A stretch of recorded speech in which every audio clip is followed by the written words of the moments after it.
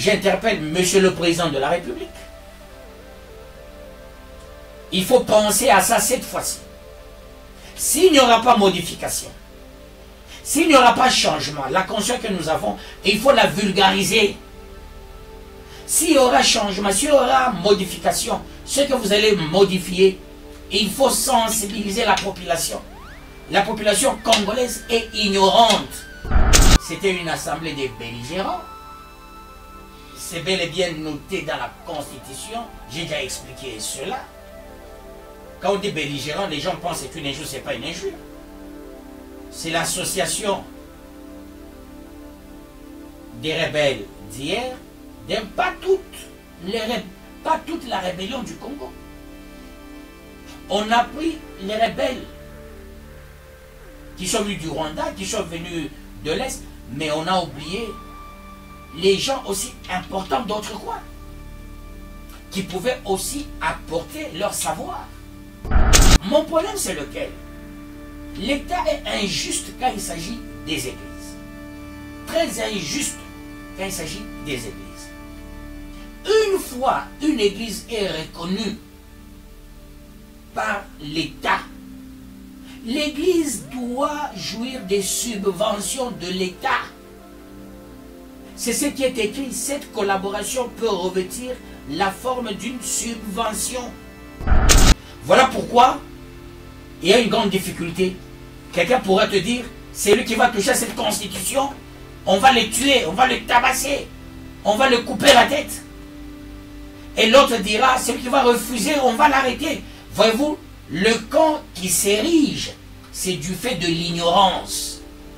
Et les plus ignorants, toi, car ce sont ceux-là qui ont aussi étudié, et ils ne savent pas faire la bonne vulgarisation. Nous jouons un rôle le plus prépondérant. On nous amène des malades, on nous amène des problématiques, on nous amène des chômeurs, on nous amène des voleurs, on nous amène des possédés. Nous convertissons ces précités. Nous avons droit à la subvention, comme il est bel et bien mentionné dans l'article 37. Dans d'autres pays, la société civile, c'est la pépinière. Mais dans notre pays, la société civile, c'est la honte. Parce qu'elle est tendancieuse. Or, la société civile ne peut pas avoir de couleur. Ce serait la meilleure des choses.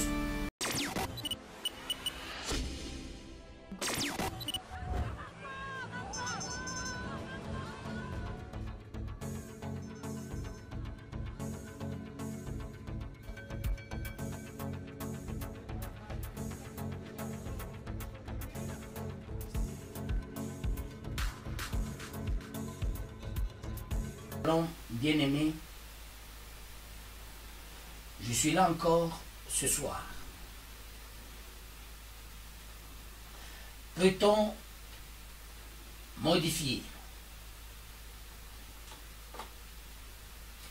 changer, réviser une constitution? La réponse, elle est dans la Constitution. La réponse, elle est dans le cours de droit constitutionnel.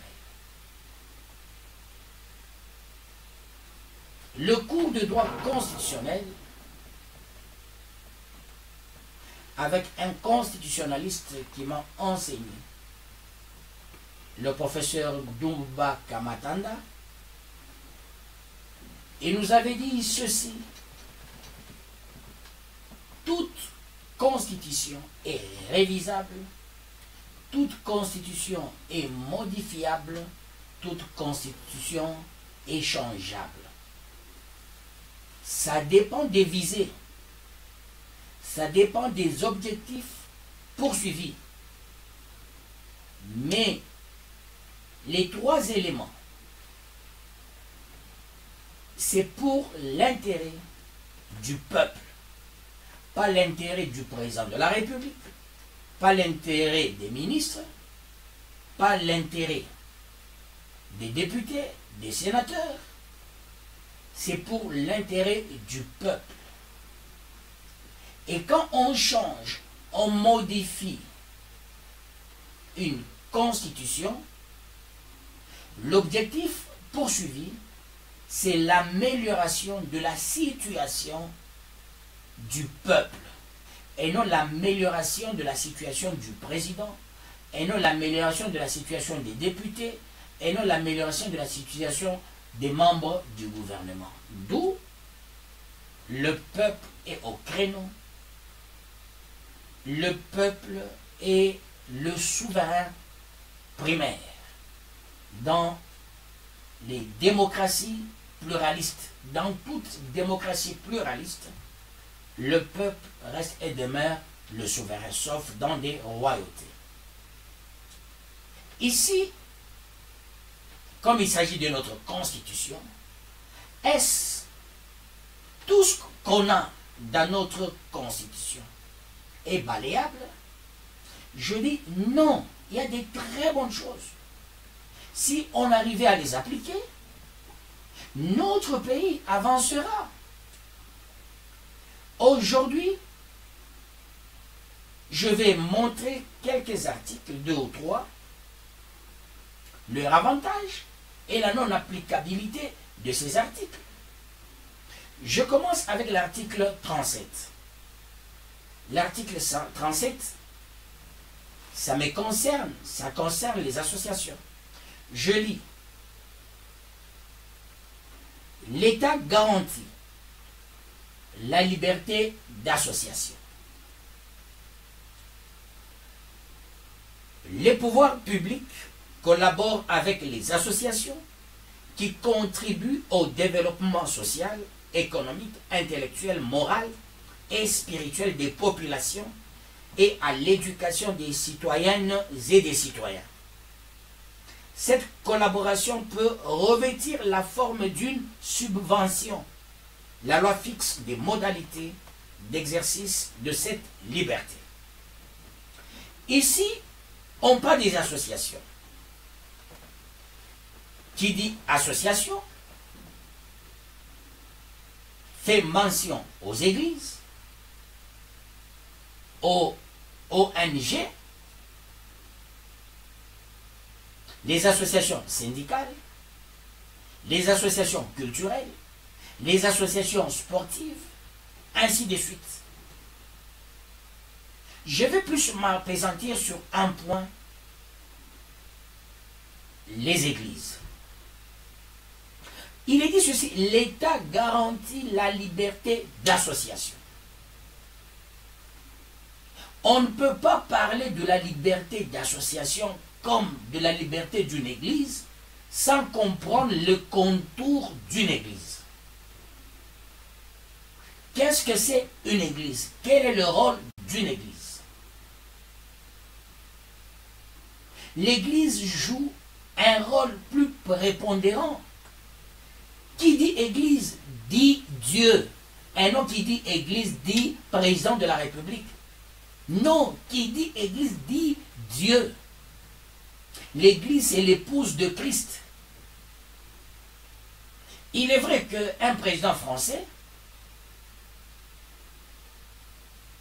dans une des républiques en France, avait côtoyé l'église avant qu'on ne parle de la laïcité. Au début, en France,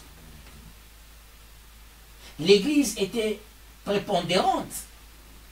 L'église était considérée.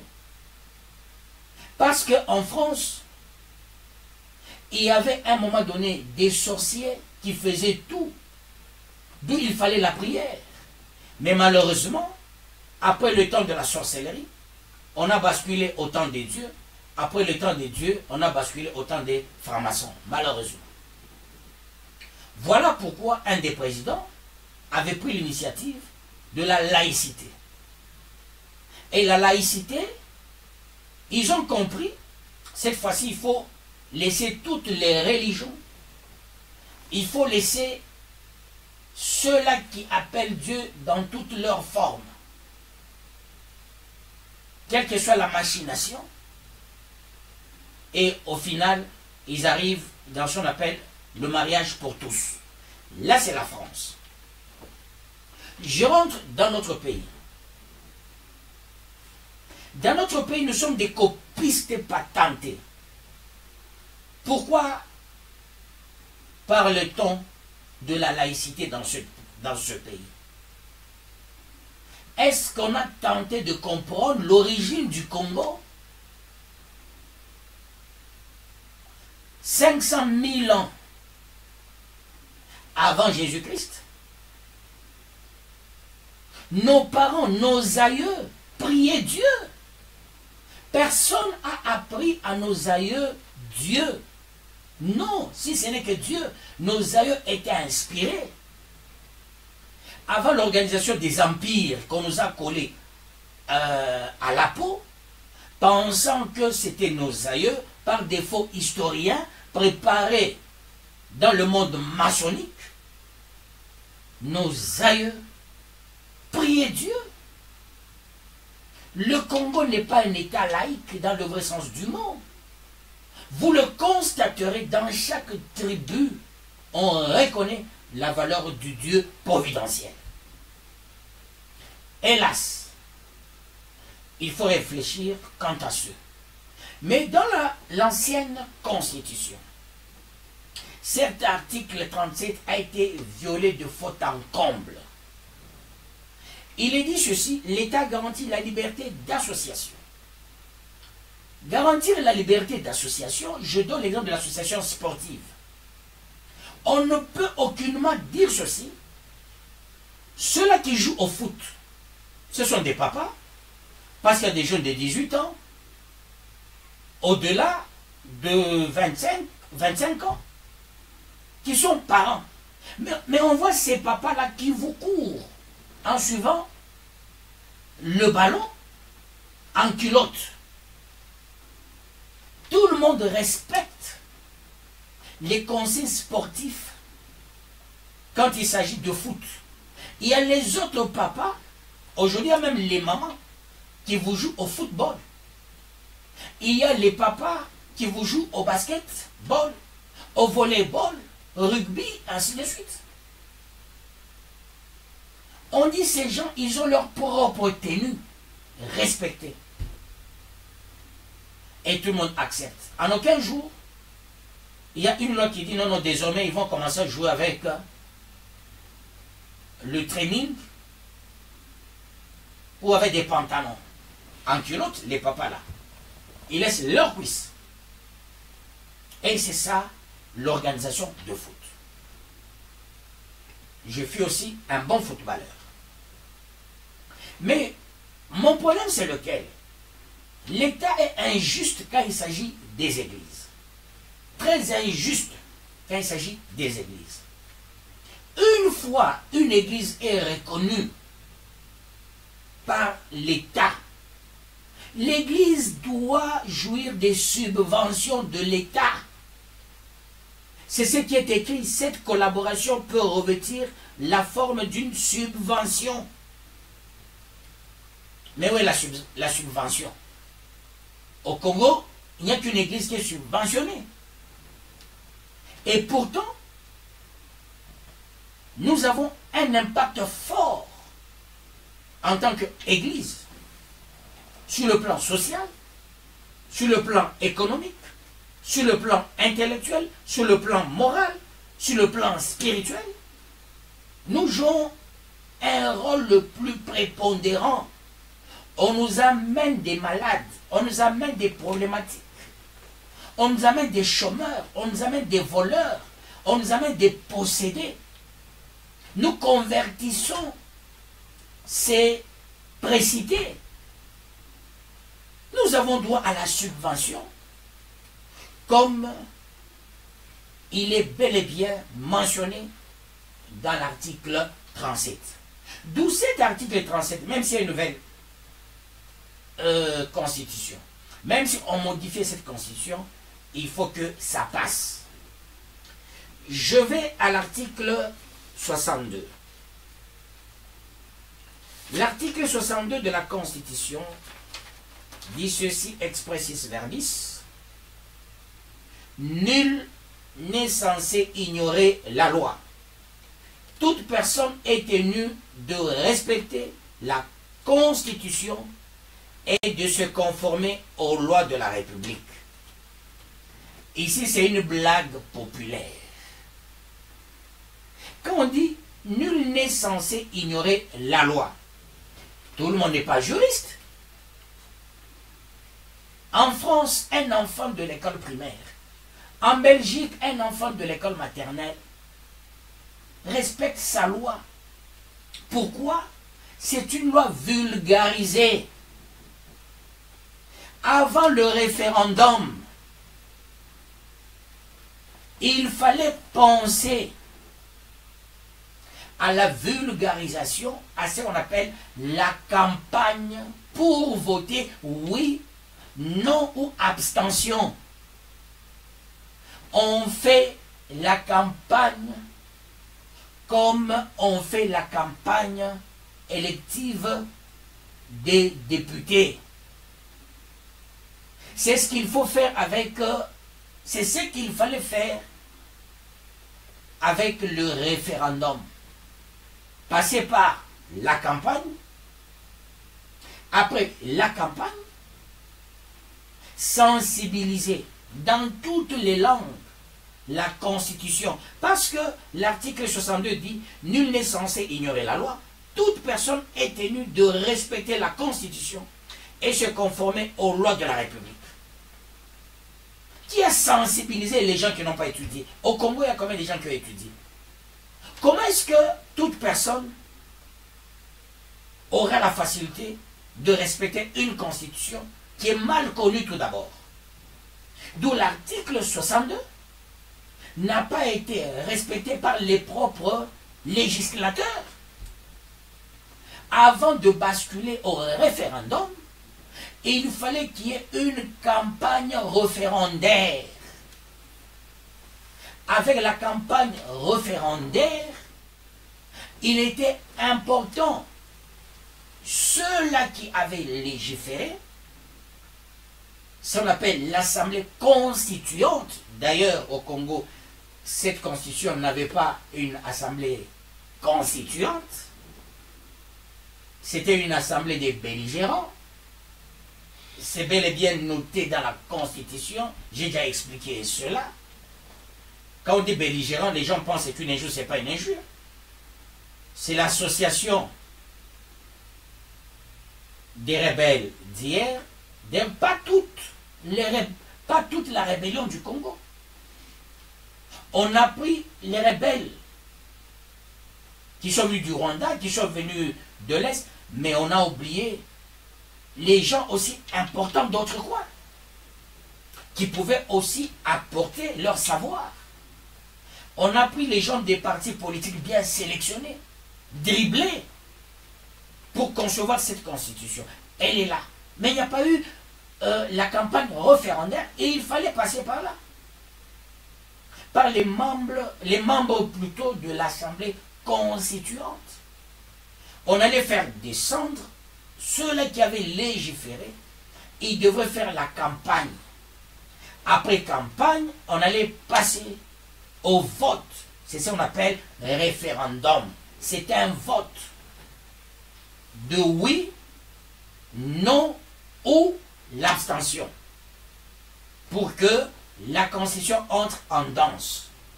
Comment est-ce qu'on dit toute personne est tenue de respecter la Constitution? Ma foi. Aussi, les intellectuels, partout on arrête. Il faut la pédagogie. Quand on arrête une personne, il faut procéder par la pédagogie, comme déclare la loi. Commencez par faire comprendre, je t'arrête, parce que tu as fait ça au regard de la loi de notre pays. Ton problème, c'est celui-là. On ne peut pas prendre quelqu'un, on l'arrête dans le gnouf directement. Non. Là, on viole les droits et libertés fondamentaux de la population. Même un voleur, même un tueur, il a droit a un assistant. Il a droit à beaucoup d'égards. La torture est prohibée conformément aux principes de droits internationaux. C'est prohiber ces choses-là. Je m'excuse, il y a quelqu'un qui m'appelle quand je suis en train de faire l'émission. Nous avons beaucoup d'enfants. Je continue. Je disais, comme il est dit, toute personne est tenue de respecter la Constitution. Toute personne. Ça signifie quoi? Toute personne, ça dit tout Congolais. Et ces Congolais-là, combien respectent la Constitution? Combien de... Même ceux-là qui ont fait le droit, quand vous débattez avec sur la Constitution, chacun l'interprète selon sa tribu, selon son église, selon son avenue, selon son quartier, selon son école. On a monté une chose, la campagne référendaire. Elle est obligatoire, cette campagne. C'est pourquoi la plupart, je donne l'exemple, quelqu'un, il arrête chez lui un voleur, il le tue. Tu dis à la personne, il ne fallait pas tuer. La personne, dans sa tête, dira, j'ai raison. Parce qu'il n'y a pas une campagne de sensibilisation. Nous sommes encore un peu jeunes en matière de démocratie. On doit penser à ça. On doit penser à des experts. Les salles, c'est seulement les fêtes des partis politiques, des réunions des partis politiques. Même les ténors des partis politiques, tu vois, un chef d'un parti politique, il ne connaît pas qu'est-ce que c'est une constitution. Il ignore les lois du pays. Mais demain, ce chef-là d'un parti politique veut devenir président de la République.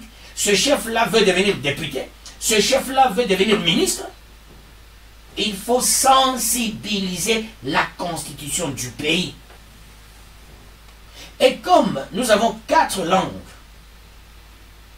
il fallait aussi l'interpréter dans toutes les langues. Ce serait la meilleure des choses. Normalement, au Congo, comme les gens ne sont pas sensibilisés, ils ne connaissent rien sur leurs lois, où est-ce qu'on peut trouver facilement la Constitution? Dans les bibliothèques, il y en a combien? 100 millions de Congolais. On a produit combien de constitutions? Combien? Et là, j'interpelle Monsieur le Président de la République. Il faut penser à ça cette fois-ci. S'il n'y aura pas modification, s'il n'y aura pas changement, la conscience que nous avons, il faut la vulgariser. S'il y aura changement, s'il y aura modification, ce que vous allez modifier, il faut sensibiliser la population. La population congolaise est ignorante. Voilà pourquoi il y a une grande difficulté. Quelqu'un pourrait te dire, c'est lui qui va toucher à cette constitution, on va le tuer, on va le tabasser, on va le couper la tête. Et l'autre dira, celui qui va refuser, on va l'arrêter. Voyez-vous, le camp qui s'érige, c'est du fait de l'ignorance. Et les plus ignorants, toi, car ce sont ceux-là qui ont aussi étudié, et ils ne savent pas faire la bonne vulgarisation. Ceux-là qui sont au pouvoir, ils tirent le rideau pour le pouvoir. Ceux qui sont dans l'opposition, ils tirent le rideau à l'opposition. Et ceux-là qui sont à la société civile, il y a 2 camps, société civile du pouvoir, société civile de l'opposition, les églises du pouvoir, les églises de l'opposition. Mais ce qu'il faut faire, la Constitution n'a pas de couleur. La Constitution, c'est l'âme d'un pays. C'est le socle d'un pays. C'est le soubassement d'un pays. C'est une colonne vertébrale d'un pays. La Constitution n'a pas de couleur. On doit la respecter. Et par les gens du pouvoir, et par les gens de l'opposition, par toutes les sociétés civiles, quelle que soit leur tendance. Ce serait faire justice. Dans d'autres pays, la société civile, c'est la pépinière. Mais dans notre pays, la société civile, c'est la honte. Parce qu'elle est tendancieuse. Or, la société civile ne peut pas avoir de couleur. Ce serait la meilleure des choses. On ne peut pas voir les journalistes du pouvoir, les journalistes de l'opposition. Non. C'est un métier noble. Les pasteurs du pouvoir, les pasteurs de... Non, c'est un métier noble.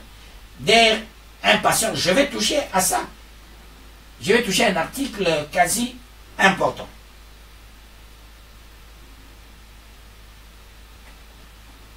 Toujours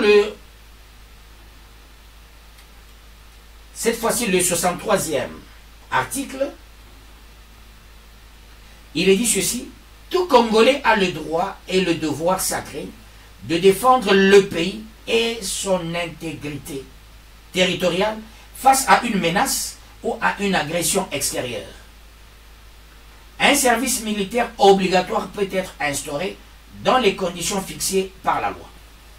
Nous avons connu autant de guerres ici chez nous, mais jamais on a créé un service obligatoire, militaire. Ce sont les articles comme des saucisses fraîches dans notre Constitution. Les services obligatoires militaires, quand on est menacé, sont de rigueur.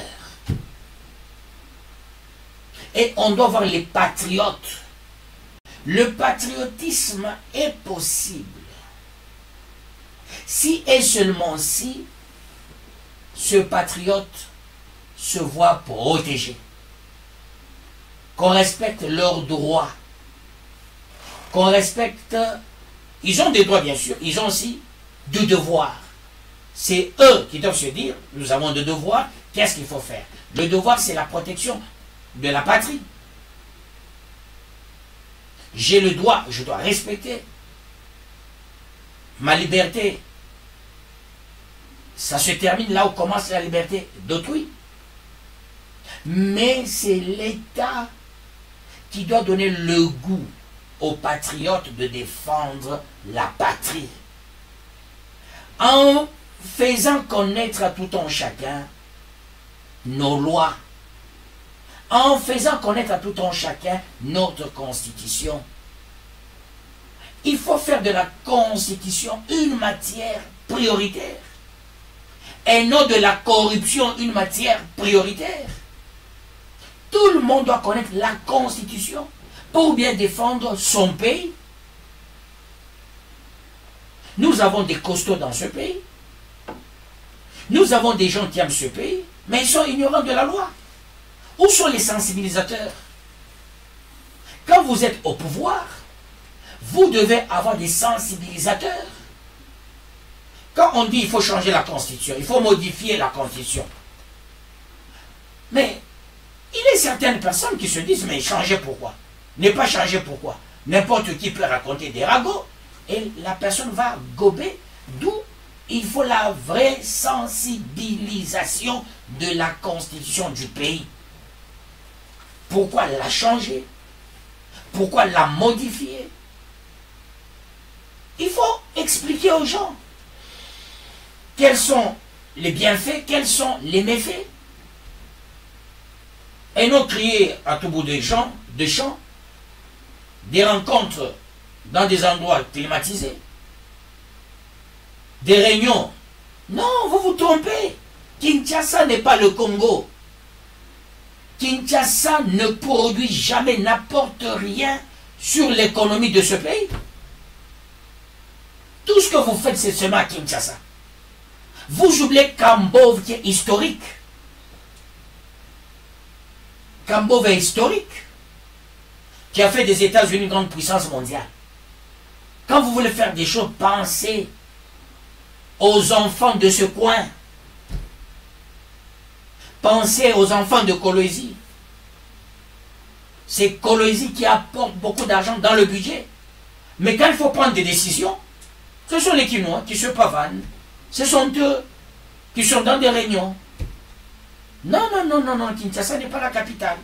S'il vous plaît, j'interpelle les autorités politico-administratives, tant civiques que militaires. En matière de constitution, il n'y a pas de couleur. Nous tous, nous devons protéger notre constitution, valoriser notre constitution. Si elle est bonne, on garde. Si elle n'est pas bonne, on modifie. Ou soit on change, mais il faut expliquer le pourquoi. Voilà pour aujourd'hui ce que je voulais partager avec ceux-là qui me portent. Mais aussi ceux-là qui ne me portent pas, qui ne m'aiment pas. Vous existez avec votre haine envers moi. Vous m'aidez beaucoup. Quand j'apprends tel ne m'aime pas, je dis, tu fais le contrepoids de ma vie. Tu me pousses à devenir meilleur. Parce que ceux-là qui m'aiment, ils peuvent me flatter. Mais ceux-là qui ne m'aiment pas, ils sont rigoureux envers moi. Ce sont eux qui me poussent à faire mieux. Pour aujourd'hui, je m'arrête là et je vous bénis dans le précieux nom de notre Seigneur Jésus-Christ. Ciao.